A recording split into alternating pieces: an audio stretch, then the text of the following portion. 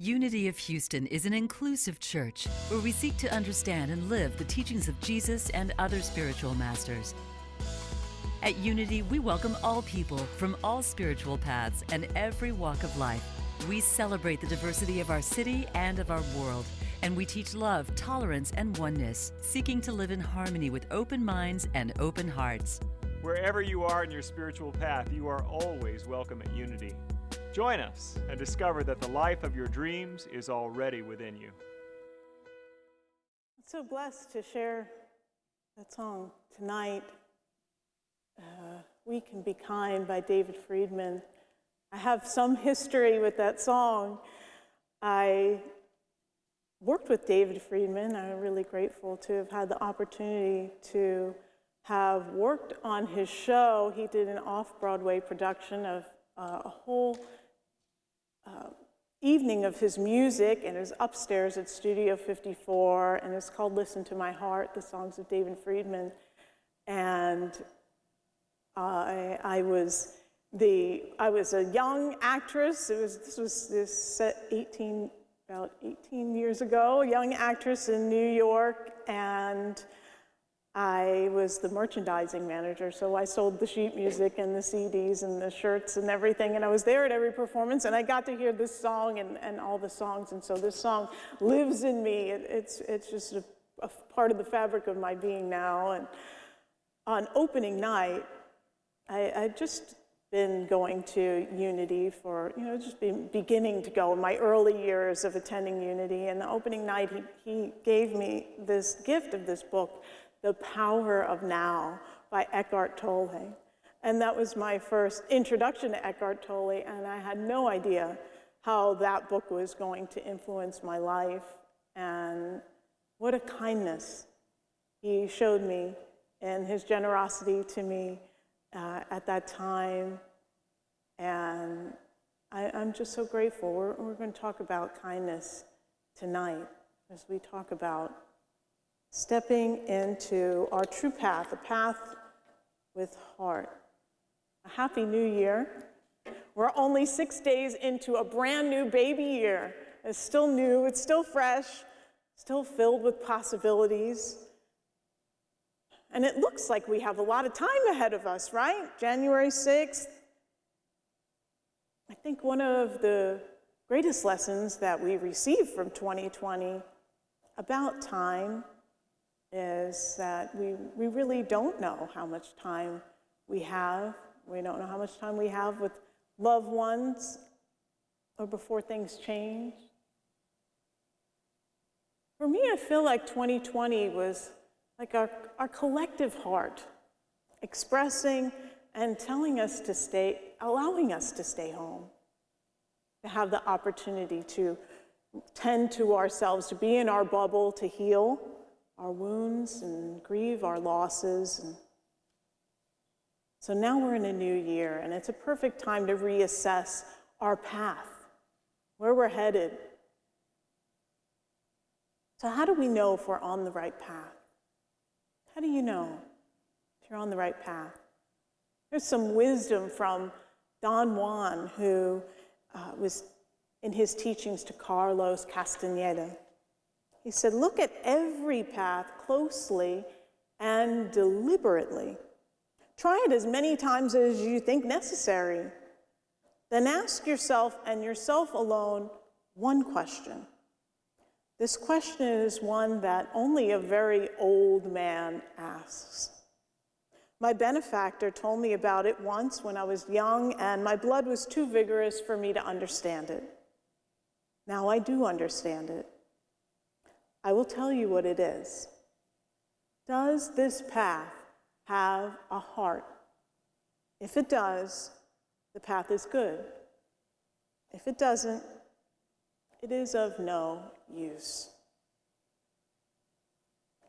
So we're beginning a series on A Path with Heart, a wonderful book written by Jack Kornfield. This was a book that when I first stepped into my first Insight Meditation Sangha, was the book that my Sangha leader recommended, A Path with Heart. Jack Kornfield, he's a master meditation teacher, if you're not familiar with him, and a psychologist. And this is a book on inner transformation. And so many times this time of incubation or quarantine seems like a cocoon where some transformation is happening, and we're strengthening our wings to open up and share more of who we are with the world. Jack Kornfield is known for bringing Eastern meditation into our American life, into being a householder, into regular living and practice, rather than going out into a monastery and committing to meditation, that it is practical and useful and able to be incorporated into everyday living. Jack Kornfield said that in pursuing a spiritual life, what matters is simple. It's simple, it's not complicated. We must make certain that our path is connected with our heart.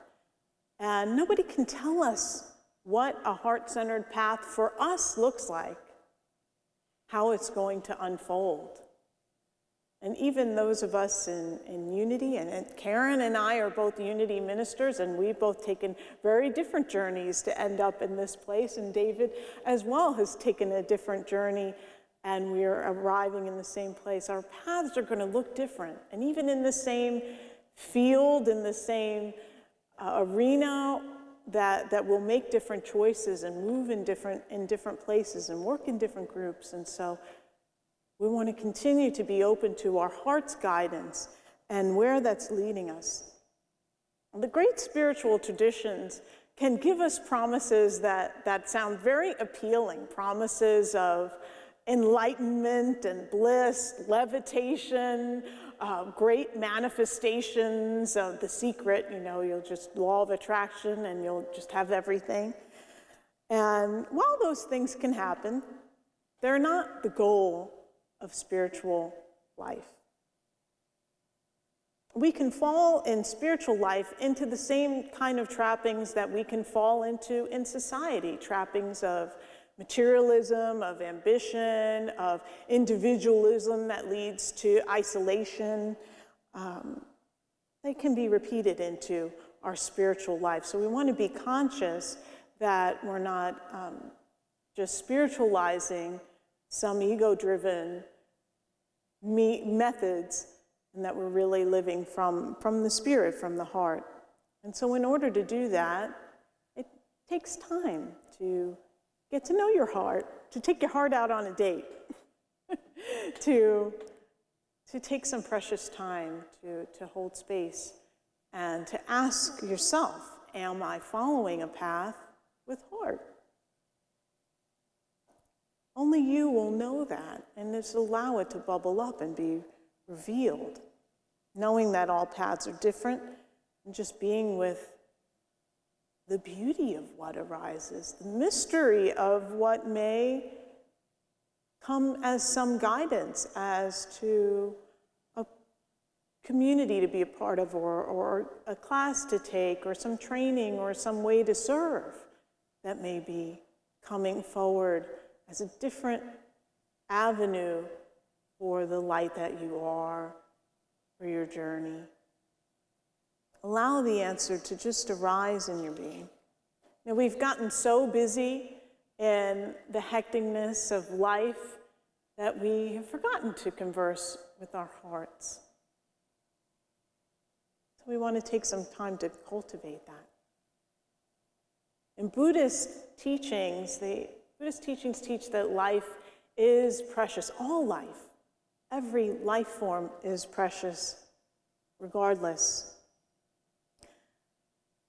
Astronauts know this truth that have left Earth, as Jack Kornfield tells us in A Path of Heart, that they've left Earth, they've discovered this truth, and he tells a story of Russian cosmonauts who, and I thought this was really interesting, as I was reflecting on the word cosmonaut, that cosmonaut is a sailor of the universe. It literally means sailor of the universe. Doesn't that sound fun? Don't you want to sail around the universe? I just love that imagery of being out there and exploring in that way. But this is real people, of course. And this is what they shared. We brought up small fish to the space station for certain investigations. We were to be there for 3 months. After about 3 weeks, the fish began to die. How sorry we felt for them! What we didn't do to try to save them. On Earth, we take great pleasure in fishing, but when you're alone and far away from anything terrestrial, any appearance of life is especially welcome. You see how precious life is. So to bring our attention to life allows us to see the preciousness of it. Have you slowed down to recognize the preciousness of your life and the life that's unfolding around you? To notice the caterpillar munching on the leaves outside of your home, growing day by day, or notice the animals burrowing for acorns, or just noticing a plant and how it changes throughout the day, or the phases of the moon. How precious something small that is an expression of life is. Just helps to illuminate how precious our lives are. Spiritual practice can bring us into this awareness of the preciousness of life without having to go out into space and be away from it for a while to value it. Taking time to be centered, to be aware of the movement of the breath, sensations in the body, flow of the thoughts, allows us to bring our full attention forward so we can just be. To be in the moment. Power of now. So Jack Kornfield says the question to ask as you're exploring the path with heart is, did I love well? Did I love well? And there's a way to examine that. Did I love well? And the practice that is part of the Buddhist teachings is to reflect on your death, to consider, wow, we may live decades ahead, or we may have one more day or week or a month. We don't know how much time we have left, truly. Death is certain for us, and the only thing we don't know is exactly the time of its occurrence. And so in the practice, you imagine yourself at the end of your life. And so we can just kind of think of that now.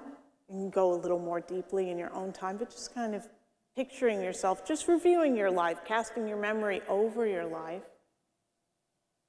and considering 2 good deeds that you did over your life. Now, it doesn't have to be a big world-changing thing.